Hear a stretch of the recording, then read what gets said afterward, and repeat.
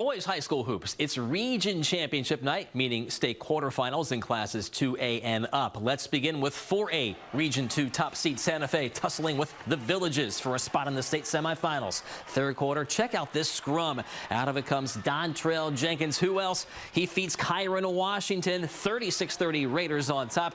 They go on to lead by 9. The Buffalo with a response. Check out the handle here on 6'9" Sam Walters. Are you serious? The step back 3 ties it at 42 after the third quarter. To the fourth, Jenkins strips his man at half court. The king of the stop and pop drills another one, 48-45 Santa Fe. The Villages, though, with another big run. Christopher Washington swipes and jams. The Buffalo eliminate the Raiders 68-60. Santa Fe's season ends at 22-7. In fact, North Central Florida schools go 0 for 3 tonight in boys basketball. Columbia, a tough loss to Mainland in the 5A Region 1 title game, 35-34. And in 6A Region 1, GHS falls to Ponte Vedra, 72-61. The Hurricanes have their 7-game winning streak broken.